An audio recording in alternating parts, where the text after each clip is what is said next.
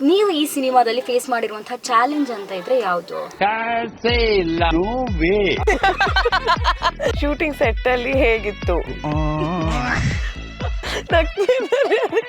ಈ ಫೋನು ನಿಮ್ಮನ್ನೆಲ್ಲ ತಿಂದು ಹಾಕ್ತಾ ಇದೆ. ಅಳ್ತಾ ಹೇಳೋದಾದ್ರೆ ಈ ಫೋನು ನಿಮ್ಮನ್ನೆಲ್ಲ ತಿಂದು ಹಾಕ್ತಾ ಇದೆ. ಇದರಲ್ಲಿ ಯಾವ್ದು ಕಟ್ ಮಾಡು? P for power, O for obedience, L for loyalty, I for integrity, C for courage, E for equality. That is police. ಯಾಕೆ ನಮ್ಮ ಸಿನಿಮಾ ಚೌಕಿದಾರ್ ಇದೆ 30ನೇ ತಾರೀಕು ರಿಲೀಸ್ ಆಗ್ತಾ ಇದೆ. ಫ್ಯಾಮಿಲಿಯೊಂದಿಗೆ ಹೋಗಿ ಥಿಯೇಟರ್ ನಲ್ಲಿ ನಮ್ಮ ಸಿನಿಮಾ ನೋಡಿ. ಪೃಥ್ವಿ ಸರ್, ನಿಮ್ಮ ಸಿನಿಮಾದಲ್ಲಿ ಒಂದು ಬ್ಯೂಟಿಫುಲ್ ಆಗಿರುವಂತಹ ಒಂದು ಹೀರೋಯಿನ್ ಕಾಣ್ತಾರೆ ಅಂತ ಹೇಳಿ, ಸೊ ಇವಾಗ ನಿಮ್ಮ ಜೊತೆ ಹೀರೋಯಿನ್ ಕೂಡ ಕೂತಾಗಿದೆ. ಹೇಗೆ ಚಮಕ್ ಮಾಡಿದ್ದೀರಾ ಈ ಸಿನಿಮಾದಲ್ಲಿ ಧನ್ಯ ಅವರು? ಚಮಕ್ ಅಂದ್ರೆ ನೀವು ನಮ್ಮ ಹಾಡಲ್ಲಿ ನೋಡ್ಬೋದು, ಬಟ್ ಆ್ಯಕ್ಟಿಂಗ್ ಅಂದರೆ ನೀವು ಸಿನಿಮಾದಲ್ಲಿ ಐ ಥಿಂಕ್ ನನ್ನ ಇವ್ರನ್ನ ಮದುವೆ ಆಗಿ ಬಂದ ಮೇಲೆ ಇರೋ ಒಂದು ಚಮಕ್ಕೇನೆ ನನ್ನ ಕ್ಯಾರೆಕ್ಟರ್ ಅಂತ ಹೇಳ್ಬೋದು. ಈ ಸಿನಿಮಾದಲ್ಲಿ ತುಂಬಾನೇ ಸ್ಪೆಷಲ್ ಆಗಿರುವಂಥ ಕ್ಯಾರೆಕ್ಟರ್ ಇಬ್ರು ಕೂಡ ಪ್ಲೇ ಮಾಡಿದ್ದೀರಾ. ಶೂಟಿಂಗ್ ಸೆಟ್ಟಲ್ಲೆಲ್ಲ ಯಾವ ರೀತಿ ಇತ್ತು? ಸೊ ಡಿಫ್ರೆಂಟ್ ಶೆಡ್ಯೂಲ್ಸಲ್ಲಿ ಡಿಫ್ರೆಂಟ್ ಆಗಿತ್ತು. ನಾನು ರೇಷ್ಮೆ ಬ್ಯಾಕ್ ಡ್ರಾಪ್ ಶೂಟ್ ಮಾಡೋಕೆ ಹೋದಾಗ ಮಂಡ್ಯಗೆ ಹೋಗಿದ್ದು. ಅಲ್ಲೇ ಒಂಥರ ಬೇರೆ ವಾತಾವರಣ, ಸಿಂಪಲ್ ಲಿವಿಂಗ್ ನೋಡೋಕೆ ನನಗೆ ಒಂದು ಅವಕಾಶ ಸಿಕ್ತು. ಇಟ್ ವಾಸ್ ಬ್ಯೂಟಿಫುಲ್ ನಿಜವಾಗ್ಲೂ. ಮತ್ತು ಅಲ್ಲೇ ಹತ್ರದಲ್ಲಿ ಒಂದು ಹಳ್ಳಿಲಿ ನನ್ನ ಮನೆ ಬೆಳೆಯೋದು ಅದೆಲ್ಲ ತೋರಿಸಿರೋದು. ಗಿಲ್ಲಿ ನಟ ಅವ್ರ ಜೊತೆಗೆ ಒಂದು ಜಗಳ ಬರುತ್ತೆ, ಅದು ಭಾಳ ಚೆನ್ನಾಗಿತ್ತು ಶೂಟ್ ಮಾಡೋದಕ್ಕೆ. ಸೊ ಅದೆಲ್ಲ ಒಂದು ಫನ್ ಪೋರ್ಷನ್ ಅಂತ ಅನ್ಕೊಬೋದು. ಅದರಲ್ಲೂ ಒಂದು ಇಮೋಷನ್ ಇದೆ, ಬಟ್ ಅದು ನಾನು ರಿವೀಲ್ ಮಾಡೋಕ್ಕೆ ಹೋಗಲ್ಲ.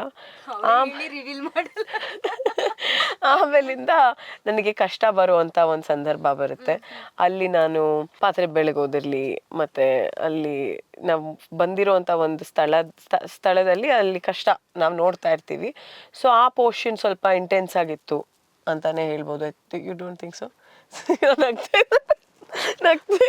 ಅದಕ್ಕೆ ಸ್ವಲ್ಪ ಇಂಟೆನ್ಸ್ ಆಗಿತ್ತು ಆ ಪೋರ್ಷನ್ನು. ಐ ಥಿಂಕ್ ಡೈಲಾಗ್ ತಕ್ಕಂಗೆ ಇಮೋಷನ್ಸ್ ಅಲ್ವಾ, ಸೊ ನಾವು ಆ ಇಂಟೆನ್ಸ್ ಮೂಡಲ್ಲಿದ್ದಾಗ ಸೆಟ್ಟು ಇಂಟೆನ್ಸ್ ಆಗಿತ್ತು. ಬಟ್ ಒನ್ ರಿಲೀಫ್ ಏನಂದರೆ ನಮ್ಮ ಸಾಯಿ ಕುಮಾರ್ ಸರ್ ಇದ್ರು. So his energy on set and him being active ಅದೆಲ್ಲ ತುಂಬ ಚೆನ್ನಾಗಿತ್ತು. ನೀವಿಷ್ಟು ಫೀಲಿಂಗ್ಸ್ ಅಲ್ಲಿ ಹೇಳ್ತಾ ಇದ್ರೆ ನೀವು ಯಾಕೆ ಯೋಚನೆ ಮಾಡಿ ಮುಖದಲ್ಲಿ ಒಂದು ಮಂದಸ್ಮಿತ, ಏನದು ಮಂದಹಾಸ ಅದು ಬಂತು ಅಷ್ಟೇ. ಆಮೇಲೆ ಆಂಡಮಾನಲ್ಲಿ ಶೂಟ್ ಮಾಡಿದಾಗ ಸೂಪರ್ ಆಗಿತ್ತು, ಯಾಕಂದ್ರೆ ಅಲ್ಲಿ ಅಷ್ಟು ಬ್ಯೂಟಿಫುಲ್ ಆಗಿದೆ. ಮೀನಿತ್ತು ಕರೆಕ್ಟ್ ಅಷ್ಟೇ. ಪೃಥ್ವಿ ಸರ್, ಇವಾಗ ಸಿನಿಮಾ ಅಂತ ಬಂದಾಗ ಪ್ರತಿಯೊಂದು ಸಿನಿಮಾದಲ್ಲೂ ಡಿಫ್ರೆಂಟ್ ಆಗಿರುವಂಥ ಕ್ಯಾರೆಕ್ಟರ್ ಇರುತ್ತೆ.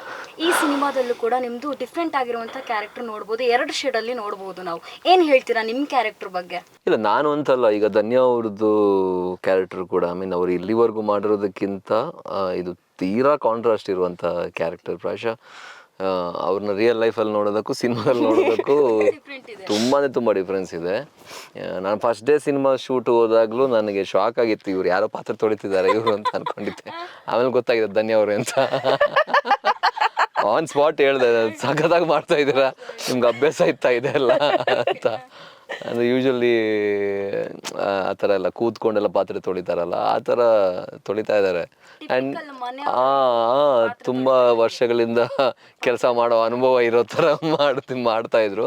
ಇಟ್ ಈಸ್ ಅಂದರೆ ಅದು ಖುಷಿ. ಅಂದರೆ ಒಬ್ಬ ಆ್ಯಕ್ಟರ್ ಯಾವಾಗಲೂ ಪ್ರತಿ ಕ್ಯಾರೆಕ್ಟರ್ ಬಂದಾಗ ಅಡಾಪ್ಟ್ ಆಗಿ ಆ ಕ್ಯಾರೆಕ್ಟರ್ಗೆ ತಕ್ಕನಾಗಿ ಆ ಪಾತ್ರಕ್ಕೆ ಏನು ಬೇಕೋ ಅದು ತಯಾರಾಗಿ ಮಾಡೋದಿದೆಯಲ್ಲ, ಅದು ಯಾವಾಗಲೂ ತುಂಬ ಒಳ್ಳೆ ವಿಚಾರ. ಆ್ಯಂಡ್ ಇವರು ಅದನ್ನು ಅಂದರೆ ಅಷ್ಟು ಚೆನ್ನಾಗಿ ಒಂದು ಪಾತ್ರ ಹಿಂಗಿರಬೇಕು ಅಂದರೆ ಹಂಗೆ ಇದ್ದು ಮಾಡೋದಿದೆಯಲ್ಲ, ಅದು ನಿಜವಾಗ್ಲೂ ಈಗಿನ ಪ್ರೆಸೆಂಟ್ ಲಿಸ್ಟ್ ಆಫ್ ಆ್ಯಕ್ಟರ್ಸಲ್ಲಿ ನಿಜವಾಗ್ಲೂ that makes Har stand out ಅಂತ ಹೇಳಕ್ಕೆ ಇಷ್ಟಪಡ್ತೀನಿ. ಅದು ತುಂಬ ಮುಖ್ಯ, ಪ್ರತಿ ಆ್ಯಕ್ಟರ್ಗೂ ಮುಖ್ಯ. ಅಂದರೆ ಪಾತ್ರಕ್ಕೆ ಏನು ಬೇಕೋ ಅದಕ್ಕೆ, ಅಂದರೆ ಎಲ್ಲೂ ಕೂಡ ಫಿಲ್ಟರ್ ಇಲ್ಲದೆ ಅಥವಾ ಯಾವುದೇ ಒಂದು ಅಳುಕು ಇಲ್ಲದೆ ಇಳಿಯೋದಿದೆಯಲ್ಲ, ಅದು ತುಂಬ ಮುಖ್ಯ ಪ್ರತಿ ಆ್ಯಕ್ಟರ್ಗೆ. ಅಲ್ಲಿ ನಮ್ಮ ತನವನ್ನು ನಾವು ಬಿಡಬೇಕಾಗಿ ಬರುತ್ತೆ ಭಾಳಷ್ಟು ವಿಚಾರಗಳಲ್ಲಿ. ಪಾತ್ರ ಏನು ಬೇಕೋ ಅಥವಾ ಪಾತ್ರ ಯಾವ ಸನ್ನಿವೇಶದಲ್ಲಿ ಇದೆಯೋ ಟು ಗೋ ಥ್ರೂ ಇಟ್ ಅಲ್ವಾ, ಅದು it is really good and appreciate ಮಾಡಬೇಕಾಗಿರೋ ವಿಚಾರ.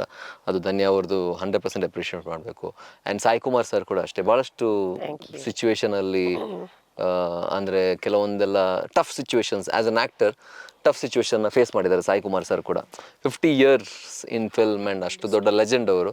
ಆದರೂ ಕೂಡ ಈ ಥರದ ಪಾತ್ರಗಳನ್ನು ಮಾಡೋಕ್ಕೆ ಸ್ಪೋರ್ಟಿವ್ ಆಗಿ ಮಾಡಿರೋ ನೋಡಿ ಭಾಳ ಖುಷಿ ಇದೆ. ಎಲ್ಲರೂ ಅಷ್ಟೇ, ಎಲ್ಲ ಮಾಡಿರುವಂಥ ಎಲ್ಲ ಆ್ಯಕ್ಟರ್ಸ್, ಧರ್ಮ sir, Sudharani ma'am, Shweta ma'am, ಎಲ್ಲರೂ ಕೂಡ ಬೇರೆ ಟೈಪ್ ಪಾತ್ರ ಮಾಡಿದ್ದಾರೆ. ನೀವು ಪೋಸ್ಟರ್ ನೋಡಿದಾಗಲೇ ಅನಿಸುತ್ತೆ ಸೇಯಿಂಗ್ ಬೇರೆ ಟೈಪ್ ಟ್ರೈ ಮಾಡಿದ್ದಾರೆ ಅಂತ. ನನಗೂ ಅಷ್ಟೇ ಭಾಳಷ್ಟು ಇಲ್ಲಿವರೆಗೆ ಮಾಡೋಕ್ಕೆ ಸಿಗದೇ ಇರುವಂಥ ವಿಚಾರಗಳು ಈ ಸಿನಿಮಾದಲ್ಲಿ ಮಾಡೋಕ್ಕೆ ಸಿಕ್ಕಿದೆ. ಇವಾಗ ಧನ್ಯ ಅವರು ಇವಾಗ ಸಿನಿಮಾ ಅಂತ ಬಂದಾಗ ಎಲ್ಲ ಹೀರೋಯಿನ್ಸ್ಗಳು ಅನ್ಕೋತಾರೆ ತುಂಬಾ ಚೆನ್ನಾಗಿ ಗ್ಲಾಮರ್ ಆಗಿ ಕಾಣಬೇಕು ನಾವು ಸಿನಿಮಾದಲ್ಲಿ ಅಂತ. ಈ ಸಿನಿಮಾದಲ್ಲಿ ಗ್ಲಾಮರ್ ಆಗಿ ಕಂಡಿದ್ದೀರಾ ಅಂತ ಹೇಳ್ಬೋದು. ಹೆಂಗ್ ಒಪ್ಕೊಂಡ್ರಿ ಈ ಪಾತ್ರನ?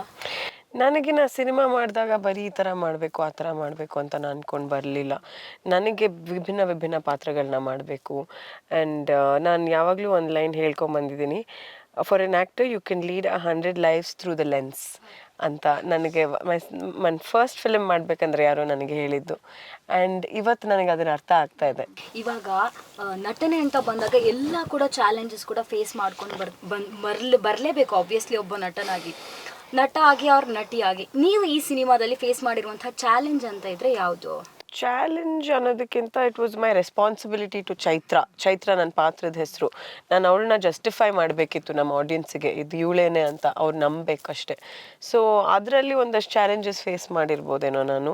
ಬಟ್ ನನಗೆ ಯಾವತ್ತೂ ಅದು ಕಷ್ಟ ಹಿಂಗೆ ಹಂಗೆ ಅಂತ ನಾನು ಅಂದ್ಕೊಂಡು ಮಾಡಲಿಲ್ಲ. ಯಾಕಂದರೆ ಅದು ಒಂದು ನೆಗೆಟಿವ್ ಟರ್ನ್ ತಗೊಂಡ್ಬಿಡುತ್ತೆ.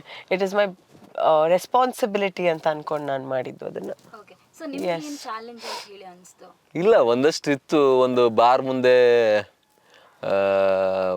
ಕುಡ್ದಿರೋ ಒಂಥರ ಮಲಗಬೇಕಿತ್ತು, ಲೈವ್ ಬಾರ್ ಅದು, ಕ್ಯಾಮ್ರಾ ಎಲ್ಲೋ ದೂರ ಇತ್ತು, ಮಾನ ಮರ್ಯಾದೆ ಹೋಗೋ ಪ್ರಶ್ನೆ ಅದೆಲ್ಲ ಇತ್ತು. ಕುಡ್ದಿಲ್ಲ, ಆದ್ರೂ ಕುಡ್ದಿರ್ಲಿಲ್ಲ, ಮಲಗಬೇಕು. ಕುಡ್ದು ನನಗೆ ಭಯ ಯಾರಾದ್ರೂ ಮೊಬೈಲಲ್ಲಿ ವಿಡಿಯೋ ಮಾಡ್ತಾರಂತ. ಮತ್ತೆ ಯಾವ ಬ್ರಿಡ್ಜ್ ಅಂತ ಹೇಳಲ್ಲ ಸುಮ್ಮನೆ, ಮತ್ತೆ ನನ್ನ ಮೇಲೆ ಕೇಸ್ ಹಾಕೋದು ಯಾಕೆ?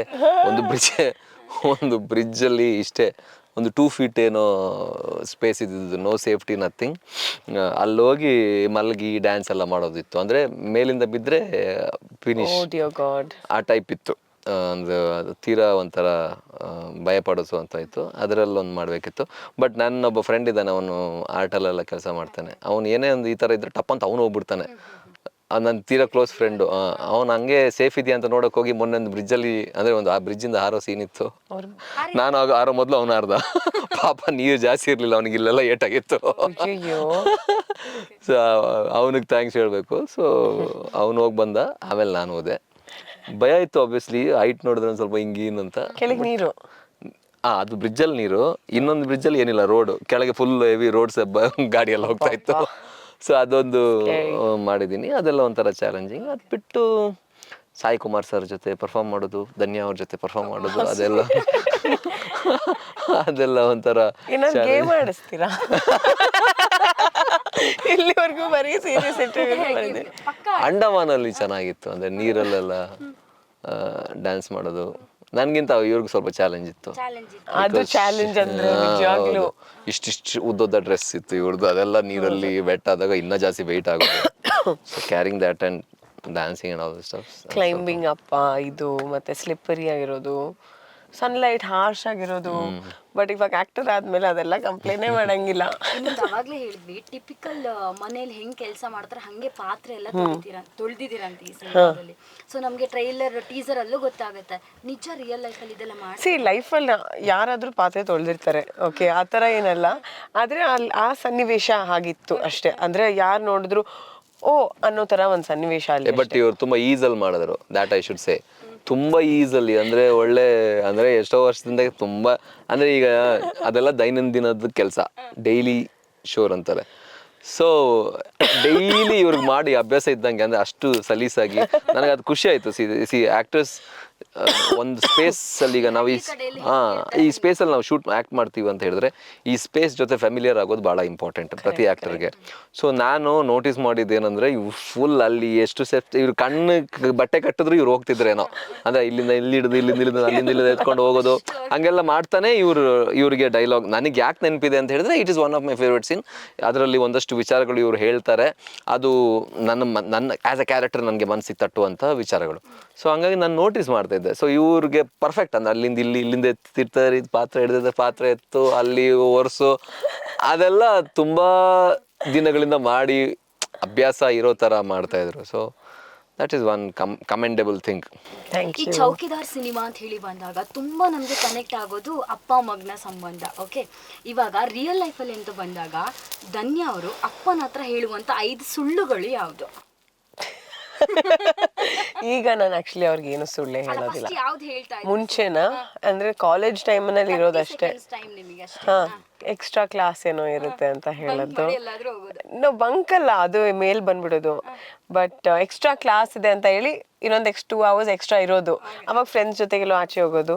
ಆ್ಯಂಡ್ ಟ್ರಿಪ್ ಎಲ್ಲ ಆಗ ಬಿಡ್ತಾನೆ ಇರಲಿಲ್ಲ. So that is not an option.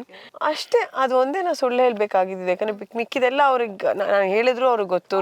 ಮನೆಯೆಲ್ಲ ಯಾವ ರೀತಿ? ನೋ, ಅದು ನನ್ಗೆ ಯಾವತ್ತೂ ನಾನು ಪಪ್ಪನ ಕೇಳಲಿಲ್ಲ, ಮಮ್ಮಿನೇ ಕೊಡ್ತಾ ಇದ್ರು. ಹೇಳೋ ಸುಳ್ಳುಗಳು ಯಾವ್ದು? ಅಮ್ಮನ ಹತ್ರ ಹೇಳೋ ಸುಳ್ಳುಗಳು ಕೇಳಬೇಡಿ, ಅದನ್ನ ಹೇಳಕ್ಕಾಗಲ್ಲ. ತುಂಬಾ ಸುಳ್ಳು ಹೇಳ್ತೀರ ಹಂಗಾದ್ರೆ ಅಮ್ಮನ ಹತ್ರ. ಅಂದ್ರೆ ಕಮ್ಯುನಿಕೇಶನ್ ಅಪ್ಪನ ಜೊತೆಗೆ ಮಮ್ಮಿ ಅವ್ರಿಗೆ ಹೇಳ್ತಾರೆ ಇದೆಲ್ಲ ಮಾಡ್ತಾಳೆ ನಿಮ್ಮ ಮಗಳು, ಅಥವಾ ಇದೆಲ್ಲ ಲೈಫಲ್ಲಿ ಹಿಂಗೆ ನಡೀತಾ ಇದೆ. ಅವ್ರು ಡೈರೆಕ್ಟ್ ನನ್ನ ಕೇಳೋದು ಕಮ್ಮಿ. ಸೊ ಮಮ್ಮಿಗೆ ಹತ್ರ ನಂದು ಜಾಸ್ತಿ ಕಮ್ಯುನಿಕೇಶನ್ ಇರೋದ್ರಿಂದ ಸುಳ್ಳುಗಳೆಲ್ಲ ಅಲ್ಲಿ ಹೋಗಿದೆ. ಇವಾಗ ಪೃಥ್ವಿಯವ್ರ ಅಮ್ಮನ ಹತ್ರ ಜಾಸ್ತಿ ಸುಳ್ಳು ಹೇಳ್ತೀರಾ ಅಲ್ಲ ಅಪ್ಪನ ಹತ್ರನ? ನನ್ನ ಪ್ರಕಾರ ಹೆಂಡತಿ ಹತ್ರನೇ ಕಾಣಬೇಕು. ಪಾಪ ಐ ಥಿಂಕ್ ಮಗಳ ಹತ್ರ ಹೇಳ್ತಾರೆ, ಯಾಕಂದ್ರೆ ಅವ್ರು ಶೂಟಿಂಗ್ ಹೋಗ್ಬೇಕು. ಮಗಳ ಹತ್ರ ತುಂಬಾ ಹೇಳ್ತೀನಿ. ಜಾಸ್ತಿ ಸುಳ್ಳುಗಳು ಸಂದರ್ಭಾನುಚಿತ, ಯಾರ ಹತ್ರ ಸುಳ್ಳು ಹೇಳ್ಬೇಕು ಅವ್ರ ಹತ್ರ ಸುಳ್ಳು. Good answer. ಸತ್ಯಕ್ಕಿಂತ ಸುಳ್ಳು ಚೆನ್ನಾಗಿದ್ರೆ ಹೇಳ್ಬಿಡ್ಬೋದು.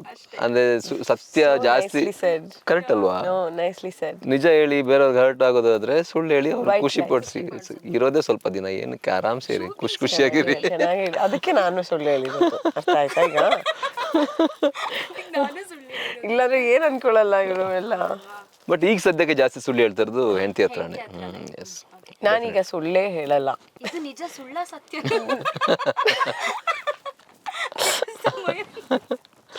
ಈಗ ನಾ ಸುಳ್ಳು ಹೇಳಲ್ಲ.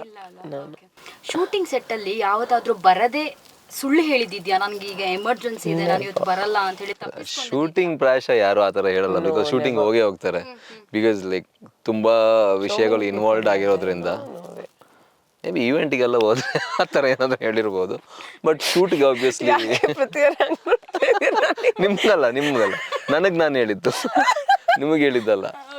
ಆ ಥರ ಹೇಳ್ಬೋದು. ಅಥವಾ ಯಾರನ್ನೋ ಮೀಟ್ ಮಾಡೋಕ್ಕೆ, ಅದು ಸ್ಪೆಷಲಿ ಫ್ರೆಂಡ್ಸ್ ಜೊತೆ ಟೂರ್ಗೆ ಅದು ಹೋಗುವಾಗ ಇಲ್ಲ ಗುರು ಶೂಟಿಂಗ್ ಇದೆ ಅನ್ನೋ ಟೈಪ್ ಏನಾದರೂ ಆ ಥರ ಏನೋ ಇರ್ಬೋದು. ಬಿಗ್ ಬಾಸ್ ಸೀಸನ್ 2 ಎಲ್ಲ ವಿನ್ನರ್ ಆಗಿರುವಂತಹ ಗಿಲ್ಲಿ ಕೂಡ ನಿಮ್ಮ ಸಿನಿಮಾದಲ್ಲಿ ಇದ್ದಾರೆ. ಸೊ ಗಿಲ್ಲಿ ಬಗ್ಗೆ ಏನು ಹೇಳ್ತೀರಾ? ನಮಗೆ ಅಂದರೆ ಇಷ್ಟು ಸೀಸನಲ್ಲಿ ವಿನ್ನರ್ಸ್ಗಳಲ್ಲಿ ನಿಜವಾಗ್ಲೂ ಗಿಲ್ಲಿ ಅವರು ಹೈಯೆಸ್ಟ್ ಫ್ಯಾನ್ ಫಾಲೋವರ್ಸ್ ಇಟ್ಕೊಂಡಿರುವಂಥ ಆ್ಯಂಡ್ ವೆಲ್ ಡಿಸರ್ವ್ಡ್ ಅಂತ ಅನ್ಕೋತೀನಿ. ಅವರ ಮೊದಲು ಶಾರ್ಟ್ ಫಿಲ್ಮ್ ಎಲ್ಲ ನೋಡಿದೆ ನಾನು. ಶಾರ್ಟ್ ಫಿಲ್ಮ್ ನೋಡಿದಾಗಲೇ ಏನು ಗುರು, ಯಾರು ಗುರು ಇಷ್ಟೊಂದೆಲ್ಲ ಸಖತ್ತಾಗಿ ಅಂದರೆ ಇಷ್ಟು ಚೆನ್ನಾಗಿ ಪರ್ಫಾರ್ಮ್ ಮಾಡ್ತಾರಲ್ಲ ಅಂತ ಅನಿಸೋದು. ವೆಲ್ ಡಿಸರ್ವ್ಡ್ ಬಿಗ್ ಬಾಸಲ್ಲಿ ವಿನ್ ಆಗಿದ್ದಾರೆ. ನನಗೆ ಕಾಂಬಿನೇಷನ್ ಇರಲಿಲ್ಲ, ಧನ್ಯ ಅವ್ರಿಗೆ ಕಾಂಬಿನೇಷನ್ ಇದ್ದಿದ್ದು. ನನಗೆ ಆ್ಯಕ್ಚುಲಿ ಅವ್ರದ್ದು ಹಳೆ ಪರಿಚಯ. ನನ್ನ ಕಾಲಪತ್ರ ಟೈಮ್ನಲ್ಲೂ ಅವ್ರ ಜೊತೆಗೆ ನಾನು ಆ್ಯಕ್ಟ್ ಮಾಡಿದ್ದೀನಿ. ಸೊ ಪ್ರಮೋಷನ್ ಟೈಮಲ್ಲಿ ಆಗಲೂ ಅವ್ರು ನಮ್ಮ ಮನೆಗೆಲ್ಲ ಬಂದಿದ್ದಾರೆ ಒಂದು ಇಂಟರ್ವ್ಯೂಗೆ. ಸೊ ಅದು ಆದಮೇಲೆ ಚೌಕಿದಾರ್ ನಾನು ಆ ಸೀನ್ ಮಾಡೋಕ್ಕೆ ಹೋದಾಗ ನನಗೆ ತಡ್ಕೊಳಕ್ಕಾಗ್ತಾ ಇಲ್ಲ. ಅವ್ರು ನಿಜವಾಗ್ಲೂ ನಗಿಸ್ತಾ ಇದ್ದಾರೆ, ನಾನು ಸೀರಿಯಸ್ ಆಗಿರ್ಬೇಕು ಆ ಸೀನಲ್ಲಿ. So it was tough. ನಂಗೆ ಕಷ್ಟ ಆಯಿತು, ಯಾಕೆಂದರೆ ನಮ್ಮ ಡೈರೆಕ್ಟರ್ ಏನು ಮಾಡ್ತಾ ಇದೆಯಮ್ಮ, ನೀನು ಸೀರಿಯಸ್ ಆಗಿರಬೇಕು, ನಗ್ತಾ ಇದೆಯಾ ಅಂತ. ನಾನು ಇಲ್ಲ ಸರ್, ನಂಗೆ ನಿಜವಾಗ್ಲೂ ತಡ್ಕೊಳಕ್ಕಾಗ್ತಿಲ್ಲ, ಅವ್ರು ತುಂಬ ಜೋಕ್ಸ್ ಮಾಡ್ತಾ ಇದ್ದಾರೆ. ಇವೆಂಚುಲಿ ನಾನು ಅವ್ರಿಗೆ ಹೊಡೆಯೋದು ಸೀನು ತುಂಬ ಚೆನ್ನಾಗಿ ಬಂತದು. Comical scene, it is not a very serious scene. ಈ ಫೋನು ನಿಮ್ಮನ್ನೆಲ್ಲ ತಿಂದು ಹಾಕ್ತಾ ಇದೆ ಅಷ್ಟೇ. ಅದಕ್ಕೆ ನೆನಪಿದೆ ನನಗೆ. ಈ ಫೋನು ನಿಮ್ಮನ್ನೆಲ್ಲ ತಿಂದು ಹಾಕ್ತಾ ಇದೆ.